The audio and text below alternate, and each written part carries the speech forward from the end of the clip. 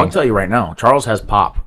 He said he hits harder than Ilia. There's a chance that's true. Charles has, people forget, he's knocked down a lot of those guys we just named, too. He knocked out Michael Chandler, who's not easy to knock out.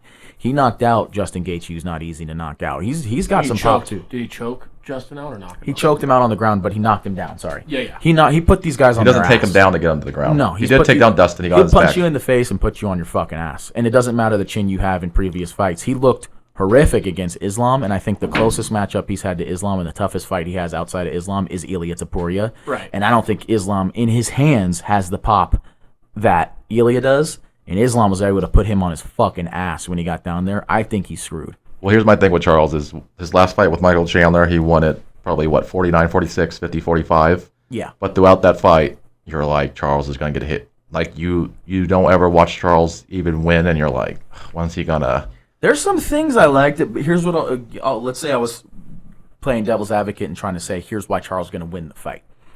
He had those front knee kicks against Chandler, which damn near, I thought he tore his ACL a couple times. The way Ilia has a typical orthodox boxing stance, that front knee kick, oblique kind of kick, could really, really fuck with Ilia Topuria. That could be a nightmare for Ilia Topuria and make him think, I don't want to walk toward this guy anymore. He's comes great. Forward. When has Ilia fought and had someone come toward him? Charles is great at avoiding leg kicks as well. Charles is great at avoiding leg kicks. And returning with the shot. He's also not shy at taking you down if the fight's not going his way. Okay? Now, I think Ilia is a great grappler, so that's another story.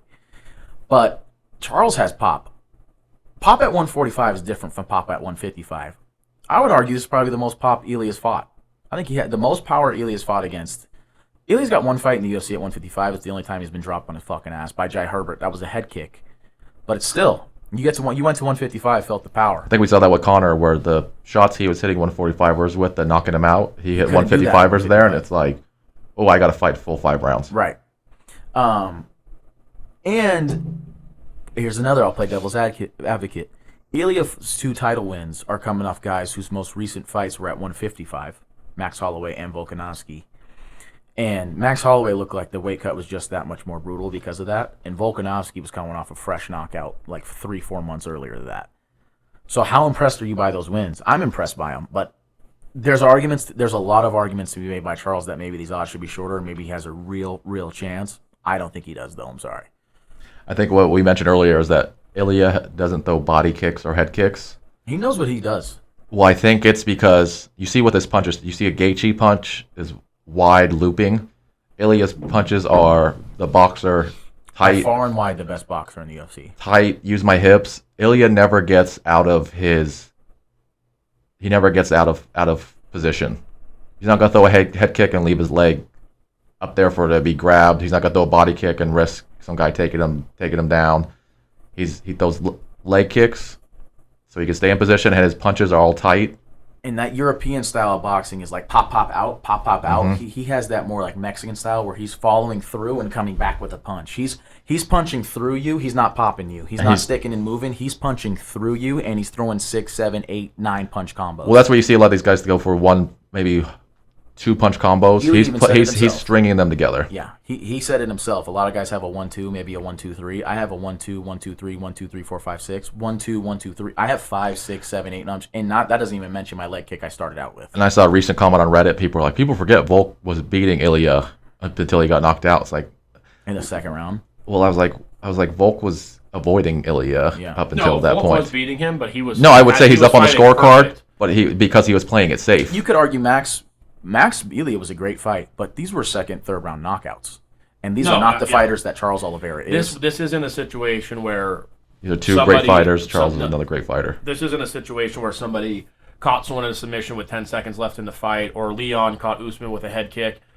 Volk was. I said during the fight, and so did I can't remember who the commentator was, but he said it right before it happened. If there's 1 or 2 times he doesn't get off his back off of that cage, and every time, the reason Volk won the first round, he looked like he was about to engage, and then he'd roll out, and Ilia was like, fuck. The one time he didn't, he got caught and knocked out. You weren't winning the fight. He was winning. He won the first round, yes. That doesn't mean you were going to win the fight. Yeah. Aljamain won the first round against O'Malley. He looked like, I'm fighting this very intelligently, which Volk was doing. I wanted Volk to win that fight, but I said, he doesn't get his back off of that cage 1 or 2 times, Ilia's going to finish him. Night. It is. Ilia's evaluation was as good as it gets. He's as honest as it comes. Like, I get it. It's like, well, obviously Ilia's going to talk good about himself. So is Charles. Ilia's elevation was honest, and I think it was true. What is it usually? He was like, it usually takes me time to close the gap, close the distance with Max Holloway, with Alexander Volkanovski, with these guys. They're trying to avoid me. They're fighting on their back foot, and it takes me time to close the gap. That's why I'm knocking him out in round 2 or 3. He's going to come forward. I'm going to knock him out round 1. He's like, great, close the gap for me. I agree with him on that. I do too. I don't know if Charles is going to actually do that. Where did he knock Max and Volkanovski out? Behind the black line, and they're back on the cage. That's what I'm saying. It just, as soon as he was like, there's nowhere to run, there's nowhere to hide, it's me and you right now, they went to sleep.